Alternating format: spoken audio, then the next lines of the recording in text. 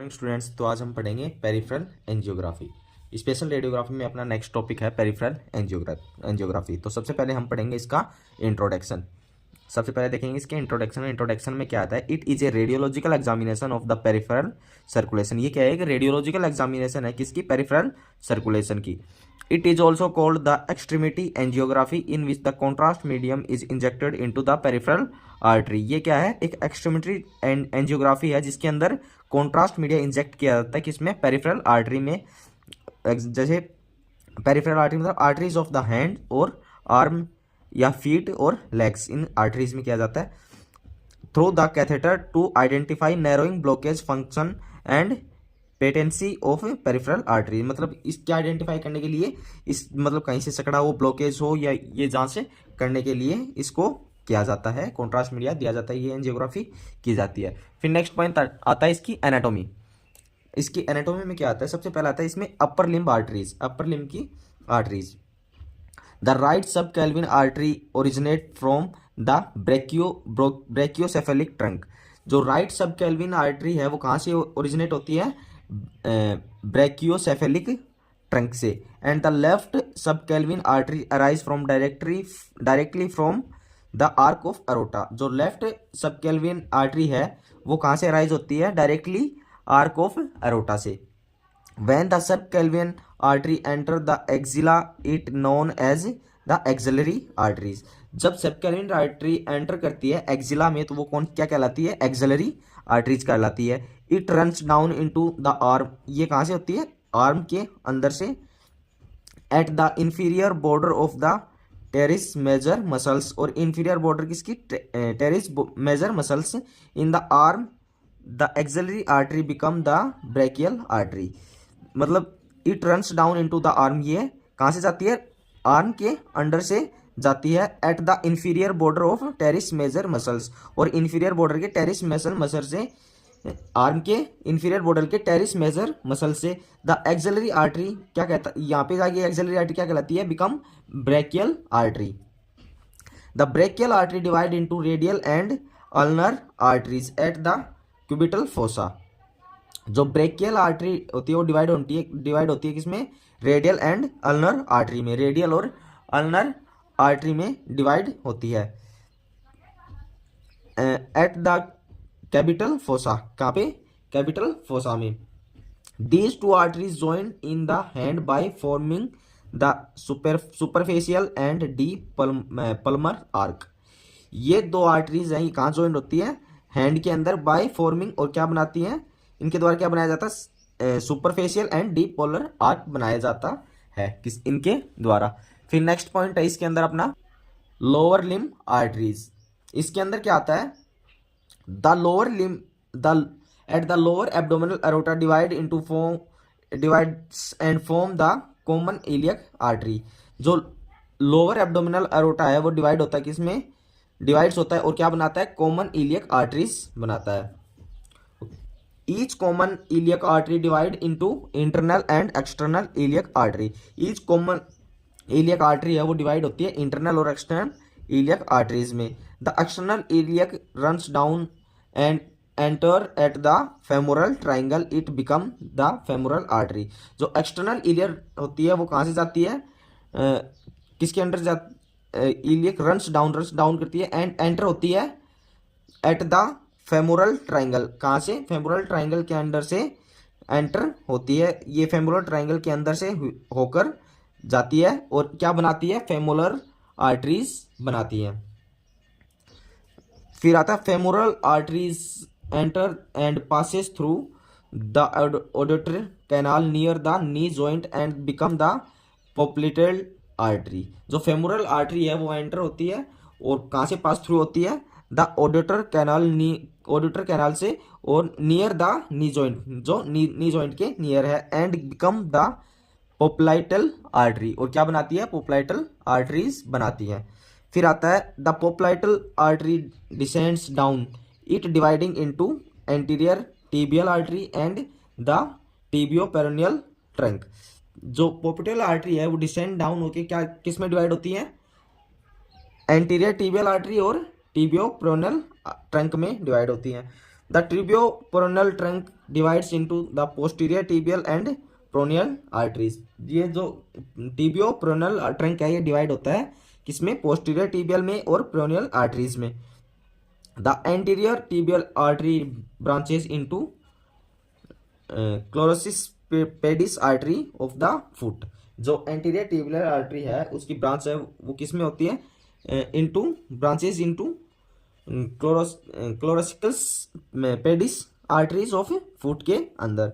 फिर आता है इसका इक्विपमेंट्स, कौन कौन से इक्विपमेंट्स इसके अंदर यूज में लिए जाते हैं। तो सबसे पहला है अपना फ्लोरोस्कोपी यूनिट, बाद में spot film device, x ray cassette, catheter, syringe, IV set, guide wire, vascular sheath और एनेस्थीसिया और एंटीसेप्टिक सॉल्यूशन। ये जो इक्विपमेंट्स है इसके अंदर काम में लिए जाते हैं। फिर नेक्स्ट पॉइंट आता है अपना इंडिकेशन। इस एंजियोग्राफी में, इस एग्जामिनेशन में क्या क्या इंडिकेट होता है, एनोरिज्म, नेक्रोसिस और गैंग्रेन्स और एंट्रियोवेनस मालफॉर्मेशन, एथ्रोस्क्लेरोसिस्टोरिक सेरोटिक स्टेनोसिस और congenital defects, suspected vascular trauma, suspected clot, thrombus and embolus, peripheral artery disease, weak of absent pulse in the affected area. ये चीज इसके अंदर इंडिकेट होती है। फिर आता है नेक्स्ट पॉइंट अपना कॉन्ट्रा इंडिकेशन। कब कब हम कॉन्ट्रास्ट मीडिया, ये एंजियोग्राफी नहीं करेंगे, कॉन्ट्रास्ट मीडिया नहीं देंगे, कौन कौन सी कंडीशन में। अगर एलर्जी टू आयोडीन कॉन्ट्रास्ट, मतलब कॉन्ट्रास्ट मीडिया से एलर्जी हो तो नहीं देंगे। Renal failure, hepatic failure, suspected pregnancy, severe anaemia या इम्पेयर्ड ब्लड क्लॉटिंग फैक्टर हो तो ये नहीं करेंगे। फिर आता है अपना पेशेंट प्रिपरेशन। पेशेंट प्रिपरेशन में क्या आता है, सबसे पहला पॉइंट अपना explain the procedure to the patient. Patient को होल प्रोसीजर एक्सप्लेन करेंगे। Concern form should be sign by the patient, patient से कंसर्न फॉर्म को साइन करवाएंगे। फिर आता है ask the patient to stop the anticoagulant 3 days before the examination. Patient को पूछेंगे कि जो एंटीकोगुलेंट है वो एग्जामिनेशन से 3 दिन पहले स्टॉप कर दी या फिर करने के लिए बोलेंगे। A clear liquid diet must be suggested to patient at least 24 hour period to the examination. कि क्लियर करेंगे, लिक्विड डाइट लेनी है, लिक्विड डाइट के लिए सजेस्ट करेंगे पेशेंट को एग्जामिनेशन से 24 घंटे पहले से लिक्विड डाइट लेने लग जाए। फास्टिंग में बी एम्प्लॉयड फॉर 8 आवर, 8 घंटे पहले से ही फास्टिंग के लिए बोलेंगे, मतलब कुछ भी खाना या पीना ना करें एग्जामिनेशन से 8 घंटे पहले से। फिर नेक्स्ट पॉइंट है इसके अंदर अपना ask the patient for not to eat और ड्रिंक आफ्टर मिडनाइट। पेशेंट से पूछेंगे कि मिडनाइट के बाद में कुछ खाया या पिया तो नहीं ना। फिर आता है pre procedure investigation, blood urea serum creatinine liver function test reports and blood sugar reports must be reviewed by radiologist और कार्डियोलॉजिस्ट। ये सारे जो टेस्ट हैं या फिर रिपोर्ट्स हैं ये लिए जाएंगे कि चेक करेंगे कौन, रेडियोलॉजिस्ट या कार्डियोलॉजिस्ट के द्वारा रिव्यू किए जाएंगे। The cardiologist must obtain a history of previous medication bleeding disorder. जो कार्डियोलॉजिस्ट है वो क्या ऑब्टेन करेगा, जो हिस्ट्री जो प्रीवियस मेडिसिन की या फिर ब्लीडिंग डिसऑर्डर की हिस्ट्री वो देखेगा, ऑब्टेन करेगा cardiologist. The patient should B hydrate before the examination. Patient को क्या होना चाहिए, हाइड्रेट होना चाहिए एग्जामिनेशन से पहले। Pre medication is given to the patient to reduce anxiety. जो प्री मेडिकेशन दी जाती हैं पेशेंट को कि क्या रिड्यूस करने के लिए, एंग्जाइटी रिड्यूस करने के लिए एंड एक्साइटी रिड्यूस करने के लिए। The puncture site must be saved before the examination. जो पंचर साइट है वो किससे सेव की जाती है, एग्जामिनेशन से पहले सेव की जाती है। फिर नेक्स्ट पॉइंट आता है इसके अंदर अपना पेशेंट प्रोसीजर।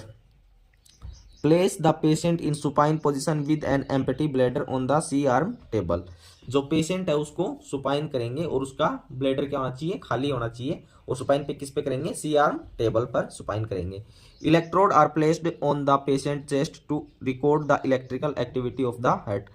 जो इलेक्ट्रोड्स हैं उनको उनकी सहायता से क्या करेंगे, जो पेशेंट की इलेक्ट्रिकल एक्टिविटी है उसको मेजर करेंगे, रिकॉर्ड करेंगे। किसकी सहायता से, इलेक्ट्रोड की सहायता से। Blood pressure, heart rate, respiration rate, oxygen level and other vital sign of the patient should be monitor during the procedure. जो ब्लड प्रेशर है, हार्ट रेट है, रेस्पिरेशन रेट है, ऑक्सीजन लेवल है एंड अदर वाइटल साइन है patient के, वो क्या करेंगे, मॉनिटर करेंगे प्रोसीजर से पहले या फिर प्रोसीजर के मॉनिटरिंग रूम में मॉनिटर करेंगे। Safety steps first turn on the patient body make it immobilise.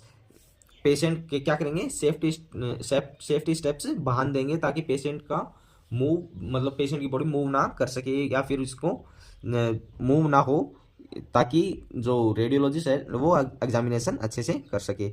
The pulse oximeter is clipped on the patient finger for measure the oxygen level. जो pulse oximeter है clip है वो लगा देंगे finger पे, ताकि उससे क्या होगा कि ऑक्सीजन लेवल लगातार चेक होता रहेगा। फिर नेक्स्ट पॉइंट आता है इसके अंदर अपना, the puncture site must be cleaned under the strict या sterile protocols with antiseptic and draped with sterile towel. कि जो पंचर साइट है उसको क्लीन किया जाएगा किसमें, किससे, एंटीसेप्टिक सॉल्यूशन से, और फिर ढक दिया जाएगा स्टेराइल टॉवल से। Local anaesthesia is given at the insertion site. The most preferred insertion site is for upper extremity angiography is radial artery और brachial artery, and for the lower extremities angiography is femoral artery. जो local anaesthesia है वो दिया जाएगा किसमें, insert किया जाएगा, insertion site में इंसर्ट किया जाएगा। The most preferred insertion site is for upper extremities. The most prefer insertion site है वो है किसके लिए है, अपर एक्सट्रीमिटीज के लिए रेडियल आर्टरी और brachial artery, and for lower extremities के लिए है femoral arteries. After numbing the area the cardiologist apply the Seldinger technique to assess the arteries. Area को सुन करने के बाद में कार्डियोलॉजिस्ट कौन से टेक्निक का, सेल्डिंगर टेक्निक का यूज में लेते हैं किसमें, आर्टरी तक पहुंचने के लिए। In this technique a vascular access needle is inserted into on a specific angle direct into a artery. इस टेक्निक के द्वारा एक वस्कुलर एक्सिस नीडल को इंसर्ट किया जाता है किसके द्वारा, एक स्पेसिफिक एंगल के अंदर इंसर्ट किया जाता है आर्टरी के अंदर। फिर आता है when the blood comes out from A needle the flexible small guide wire insert through a needle. जब ब्लड आने लग जाए किसमें, निडल में, तब एक flexible small guide wire insert किया जाता है निडल के अंदर से। After insertion of guide wire the needle is removed and A sheath is placed over the guide wire. After insertion के बाद में एक guide wire, after insertion of guide wire को इंसर्ट करने के बाद में the needle is remove, needle को क्या कर लिया जाता है, रिमूव कर लिया जाता है, and A sheath is placed over the guide wire, और गाइड वायर के ऊपर से क्या किया जाता है, शीथ को प्लेस्ड कर दिया जाता है। After placing the sheath in the artery the small guide wire is remove. अब बाद शीथ को प्लेस करने के बाद में क्या कर, आर्टरी के अंदर शीथ को प्लेस करने के बाद में स्मॉल गाइड वायर को क्या कर लिया जाता है, रिमूव कर लिया जाता है। देन एक catheter with guide wire introduce through the sheath. तब क्या करता है कैथेटर, गाइड वायर जो कैथेटर होता है विद एक guide wire introduce through the sheath. Catheter कौन इंट्रोड्यूस करता है, एक गाइड वायर जो इंट्रोड्यूस थ्रू शीथ के थ्रू इंट्रोड्यूस होता है। The movement of the catheter is monitored by cardiologist. जो मूवमेंट है कैथेटर की वो किसके द्वारा की जाती है, मेजर मॉनिटर की जाती है कार्डियोलॉजिस्ट एंड रेडियोलॉजिस्ट के द्वारा फ्लोरोस्कोपिक गाइडेंस के अंदर मेजर मॉनिटर की जाती है। फिर नेक्स्ट पॉइंट है इसके अंदर अपना, after insertion of A catheter the cardiologist gently advance the catheter into the peripheral artery.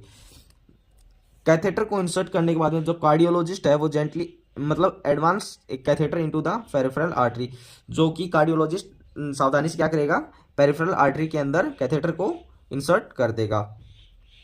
कब तक ये मतलब पेरिफेरल आर्टरी तक ना पहुंच जाए तब तक इसको इंसर्ट करेगा cardiologist. When the catheter is placed into the peripheral artery the iodinated contrast media is injected through pressure injector into the peripheral artery under the C-arm fluoroscopy guidance of the evaluate of abnormalities of peripheral arteries। जब catheter क्या होगा, placed करेंगे peripheral artery में, placed करने के बाद में मतलब कैथेटर को प्लेस्ड कर दिया पेरिफेरल आर्टरी में, उसके बाद में क्या करेंगे, कॉन्ट्रास्ट मीडिया को इंजेक्ट करेंगे प्रेशर के द्वारा, मतलब प्रेशर के थ्रू, और injector into the peripheral artery, मतलब कॉन्ट्रास्ट मीडिया को इंजेक्ट कर देंगे पेरिफेरल आर्टरी में, किसके अंडर में, under the C arm fluoroscopy guidance के अंदर। और ये किसकी जांच करता है, एबनॉर्मलिटीज ऑफ पेरिफेरल आर्टरीज की जांच करने के लिए। During the injection of the contrast media the patient is asked to hold his breath, मतलब ये इंजेक्शन करने के दौरान, कॉन्ट्रास्ट मीडिया इंजेक्ट करने के दौरान पेशेंट को क्या बोलेंगे, अपनी सांस को होल्ड करने के लिए बोलेंगे। The C arm machine moves around the patient, जो सी आर्म मशीन है वो मूव करेगी पेशेंट के around body, around the patient body to take images vessels and associated structure, क्या करने के लिए मूव्स करेगी, किसके लिए, इमेजेस लेने के लिए या फिर वेसल्स की स्ट्रक्चर की जांच करने के लिए ये मूव करती है। The fluoroscopy system and video recording system of C arm gives real time image of the peripheral arteries and the associated structure, जो फ्लोरोस्कोपी सिस्टम में जो वीडियो रिकॉर्डिंग सिस्टम है वो C arm video recording system है वो real image देता है किसकी, पेरिफेरल आर्टरीज की और एसोसिएट स्ट्रक्चर की। After the completion of the procedure, the sheath and a catheter will be removed and puncture site closed by pressure dressing, मतलब ये प्रोसीजर कंप्लीट होने के बाद में जो शीथ है और कैथेटर है जो हमने डाल रखा है पेशेंट के अंदर या फिर आर्टरी में, उसको क्या करेंगे, रिमूव कर लेंगे। जो पंचर हुआ जहाँ से हमने कैथेटर और शीथ को डाला है उसको प्रेशर लगा के ड्रेसिंग के थ्रू उसको क्या कर देंगे, सील कर देंगे, क्लोज कर देंगे। फिर नेक्स्ट पॉइंट आता है इसके अंदर अपना आफ्टर केयर या पेशेंट केयर। फिर इसके अंदर आता है keep the patient in observation room, patient को कहाँ रखेंगे, ऑब्जर्वेशन रूम में रखेंगे। The patient blood pressure, heart rate, oxygen level and other vital sign should be monitor regularly, ये जो पेशेंट के ब्लड प्रेशर है, हार्ट रेट है, ऑक्सीजन लेवल है और अदर वाइटल साइन है, ये पेशेंट का मॉनिटर करेंगे, लगातार मॉनिटर करेंगे, किसमें, ऑब्जर्वेशन रूम में या मॉनिटरिंग रूम में। Plenty of liquid are given to the patient, मतलब ज़्यादा से ज़्यादा मात्रा में पेशेंट को लिक्विड पीने के लिए बोलेंगे। टू प्रिवेंट डिहाइड्रेशन, जो किससे बचाता है dehydration and flashing contrast media out of the body, जो कॉन्ट्रास्ट मीडिया हमने अंदर डाला है उसको बाहर निकालने में मदद करता है। तो आज का टॉपिक अपना यही समाप्त होता है, आगे की बात करते हैं नेक्स्ट टॉपिक के साथ में। अगर वीडियो अच्छी लगी हो तो लाइक कर देना, चैनल को सब्सक्राइब कर देना। आज के लिए इतना ही, थैंक यू, धन्यवाद।